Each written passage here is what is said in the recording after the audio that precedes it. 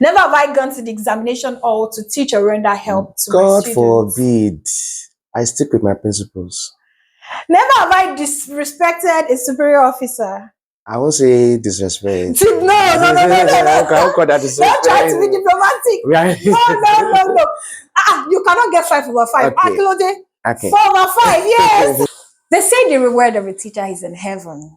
But I've chosen to be the mouthpiece of every teacher that is shaping the world of every child in their classroom, in the society, one student at a time.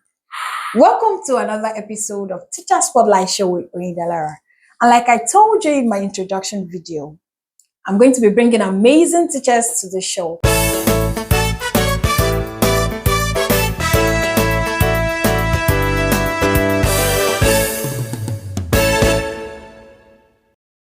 And on this show today, I have the presence of an amazing teacher, an exceptional teacher who's known as area teacher, a finalist for the Teacher Innovative Challenge in 2023 by Emerald Educational Services. Women Bank Best Teacher of the Year in 2023, one of the top 20 exceptional educators in 2024, the founder of Purple Things Concepts, a volunteer with One Voice initiative for women, children, and emancipation. Ladies and gentlemen, I have the presence of another principal education officer under the Lagos State Teaching Service Commission, Mr. Olawale Ibrahim Benushala. Thank you very much. Before we start this conversation, why area teacher of all names? Okay. Let me start like this. That the name was given to me by my naughty junior sister. She said, okay, since I'm staying, because one thing like as a teacher, I want to move closer to my students and the area they have. Okay. So I just said, okay, since you are staying in the area where your students are. So you're an area teacher? Welcome to Teacher Spotlight Show with Oyindalara. My pleasure. Thank you for agreeing to do this with me. Thank you for being on the spotlight today because, of course, we are spotlighting Mr. Olawale Ibrahim Benushala. Thank you once again. Why teaching? Why teaching? Okay, there's always a story for every experience. So it's all started from university. I just know nothing yet. There was no just what to do as everybody's doing, go to school. There was no unique ambition then. But you mean like you didn't even have any particular cause? There's no profession in particular though. But there's a particular quote that I do have up to now that you are never lost until you are found. So I went to school, study. So after graduation, doing the teaching parties and so on and so forth. Oh, you did education? Yeah, I did education, pure education. So my first school, my private school that I was teaching, that was when I got to have the vibe of getting closer to these students, like these children, a special connection. So, considering that you didn't have any particular profession in mind while growing or when you went to school? While growing, we all have I want to be a pilot, I want to be an engineer. But there was a particular time actually that probably during my secondary school era, I got fond of animals. Yeah. And I loved like the Nat Geo Wild station. Okay. So I got interested in it. So my dad was like, I wanted to become a zoologist. I like zoologist. Okay, that's a new name, a new title. I just found out. That was the first time. So I dive into it and I made a research, but we all have a fear of a particular subject. And my own fear then was mathematics. Then. So, and I found out I want to become a zoologist and you have to study chemistry, physics, and the fear of maths was the beginning of mine. So I have to back out and look for something like simpler. Let's just take something simpler. So that was it. Okay, was there any teacher while you were growing up, maybe in primary school or secondary school, that maybe your favorite teacher that actually inspired your choice of course? Okay. I still remember one very teacher of mine. He was also my housemaster then in my secondary school, Mr. Balogun. He was my mathematics teacher in SS3. What really inspired me in all like the way he teaches was actually the way he talks to students, the passion, the trying to inspire and putting it that kind of authority, like the authority talking to you with. So you see that, okay, this man, I later found out that he has gone through the pain that we are going through, we are going through now. So now he's trying to like force us that we should have a good life. Like, and I see that in these children too, like, they don't understand what I'm saying. At all. And I do tell her that may not be too late for you. It's until you leave and graduate. So Mr. Balogun, my mathematics teacher, was one exceptional teacher that I will never forget. Oh, really? I will never forget. Mr. Balogun, if you're watching this video, I hope you know that you have students that are so proud of you. And like I said, he will never forget the impact you've had in his life. Thank you for being an exceptional teacher, by the way. So, you see these students, a lot of them, it feels like there's something that is missing in them. Now, while growing up, I remember some of us during the long holiday, we go to learn a particular skill, just to keep ourselves abreast, or not really in education, just to learn something, at least so you won't be dormant as time goes on. What do you think is that skill that these students actually need to succeed in life? Because it looks like a lot of them, they don't know what they are doing. They do not know. Okay. In that particular aspect, I think we should start from the in social studies there's a word called social elements. Let's start with the family first. Now, we know that during our long vacation, our parents are the one pushing, and we understand how the impact is. But right now, what is really wrong? We should ask ourselves the question, what has really changed? Why do parents no longer try to, encourage their kids to do this, to learn something new during this long holiday? Now, I've met some parents, like when I want to advise them, kids to do this, something during the long holiday, they tell you, they prefer my child to go for a lesson, summer coaching lesson, so that by the time we resume, the knowledge will still be there. But we know what it takes. So since school is the second home, we can't overthrow the first home. We just have to keep on trying. So the little we're able to do, so we're able to do. All right, so you mentioned something the other time, and I was looking at my cue card. Maybe you actually saw the question for you to have answered that question. What's your favorite quote in life, and how has it impacted your life in this profession? My favorite quote is, "You are never lost until you are being found." So my quote starts through my life experience, like there's always a lesson to be learned from everything you pass through, whether personal or environment or any factor that might be the basics. So I've always getting lost, but I have one thing that I never want to repeat the same mistake I have made in the past. So I prefer to learn from my past. So that mistake sounds like I was lost in a particular period. So me learning through the experience means that I was I found myself not to repeat the same mistake again. Okay, that means that quote is actually like a general, like your own life experience in a sentence. Right. Should I say that I'm actually proud of you people? It's so heartwarming that you people are doing so much for yourself and doing so much for the society. Thank you.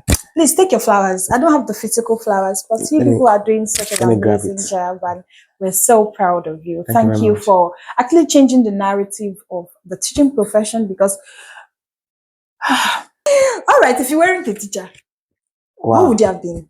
Okay. Right. If I don't want to be a teacher, I had 4 options. Actually, business education was the course I did. Business education was actually my 3rd option to be to be frank. Okay, so what was the first and second? My first option was economics, to be an economist. The second option was to be a political scientist. And funniest part is that those two were just because I saw people doing it. So probably maybe I'll find my lost self in it. Not knowing that my third option, which will be the best option along the way. Actually, that has been the best decision so far. That I never regret that I've taken into it. All right, noted. But do you think you would have done well as a politician? I'll say no. Why? I'll say no. Because I'm not the kind of person that likes to be in the public face. But you're doing so many things that you're in the public face. Before that, there has to be, I'll do some things. I prefer there's something like, I don't want to talk. These things we talk about. Talk on my behalf. Yes. So I'll just have to. Okay. Now I get it. You don't want to be in the public face, but your handwork will be in the public face. So when I'm needed, I'll just breathe in and breathe out. Really? How's your social life like? Social life like, I'm an introvert. Introvert, like you don't like parties or you don't attend parties? I choose my parties. Okay, that means there's some parties you won't see. Majority, if in a year, if I'm given 10 invitation, maybe I will appear in half. This year, how many parties have you attended? Not school party. Okay, my first party that I'll be attending will be actually next week, Saturday. This year? Yes. First party. Actually, I like to keep my peace. I meditate a lot. I stay indoors too. Okay, how are you a teacher and you don't attend parties? Like your colleagues, they don't have ceremonies. You know, teachers can like parties. They do. So they quarrel get angry. They quarrel with me a lot. So how do you do it? Please teach me. Please teach me, because it gets a time when you just get to know someone. I know someone for this particular. The best you can do when you try to. You don't attend parties first time, but as teachers, I would say the fact that if you're a teacher, go out there and enjoy the social life. We are going into the new year. What should we be expecting from Mr. Belushola in 2025? Let me start like this. I have my purpose concepts which I'm working on. Can you please tell us about Purpose Concept? Okay, generally, Purpose Concept is a platform that's created for young teenagers and young adults so that they can have a voice of their own, basically on 3 particular aspects: social, education, and most especially entrepreneurship, which is because looking at them now, I do have a one-on-one discussion with my students, and like when you tell them about business, excuse me, I'm a science student. What am I going to do in business? So my subject I teach, which is commerce marketing. So I teach marketing based on trade, and it was for science students actually. I was able to change their mentality that whether you like it or not, you will eventually get involved in business in one way or the other. So, and talking about back to the question about what I want to do for next year, I have though I started this year already. So it's just like a continuous. It's not that I want to start afresh. I have a book that I'm writing. Now, this book to me is, I want to start a new type of writing aspect. Now, textbooks I see, students get bored when it comes to reading. So why can't we bring in reality into it? A storybook in form of a textbook. Okay. So I'm almost done. So when it is done. So let's hope in 2025. So we're going to have a new author. Actually, I have a book. Oh, really? I have a book, but it's not yet. In 2025, we're going to have the newest author in town. So please get ready, because Mr. Belushola is coming on with a banger in 2025. Then lastly, Purpose Concept, is it a podcast? Okay, Purpose Concept was formerly called Purpose Podcast. So I found out that for how long will I stay on podcast? So why can't I just go on a wide range? So right now, apart from podcasting, you're on documentaries, you're on storytelling, my past students and the new ones. So I bring them on board. They are the board of directors. So I'm just the background like a godfather.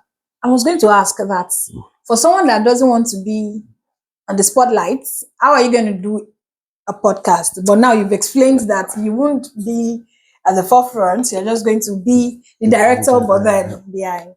No, amazing. Yeah. This is such an insightful session with you. We really appreciate the job you're putting into, the strength, the insight you are impacting into the students. And my pleasure. We might not be able to give you a physical flower now, but the fact that we appreciate what you're doing, and it's so inspiring that someone like you in our generation is actually changing the situation and the narrative of things. We're so grateful to have you, Mr. Agbonishola. Thank you very much. So right before we end this episode, we are going to play a game. Oh my God. And the title of the game is Never Have I. Never. Never have I. Never had I. This is my first time of playing that kind of game. So, you're going to raise your 5 fingers. Yeah. Anyone you're guilty of, you drop. Okay. I'm going to ask you 5 questions. All right. Never have I sent a student out of my class. I'm not. Never have I not written or completed my lesson note before the new week. Nope. Nope. Never have I lobbied for a position or opportunity from a superior. No. Don't do that. Don't do that. Never have I gone to the examination hall to teach or render help to my God students. forbid. I stick with my principles. Never have I disrespected a superior officer. I won't say disrespect. No. Don't call that disrespect. Don't try to be diplomatic. No. You cannot get 5 over 5. Okay. 4 over 5, yes. I won't say that one is disrespect. You're such a principled person. We tried to exchange ideas, but my boss was like, "Oh, I won't agree." So was it like an argument, like raising voices? No, just not respect. Okay, it wasn't disrespected. Okay, now let's give Mr. Agbonishola 5 over 5 because it deserves Yeah, it. let me resolve Ladies and gentlemen, as you know, on this show, you're supposed to recommend a teacher that has actually been impactful to your life while growing up or even at this stage of your life. So please do well to recommend a teacher in the comment section, a teacher that you want to be on the spotlight, or maybe he or she might have been retired. We don't mind, but then just recommend he or she in the comment section. Type the name of the school you graduated from, the year, and probably a phone number if you don't mind. And if you know you cannot share the phone number in the comment section, kindly slide into my DM at the Oyindalara on all social media platforms, or you send an email to me on oyinda_adashaka, just the email you are seeing on your screen, oyinda_adashaka@gmail.com. Thank you very much. Don't forget to subscribe to this channel. Please beg them to subscribe to my channel. Please subscribe to this channel. Please, so you can enjoy more of this content. Are you not blessed?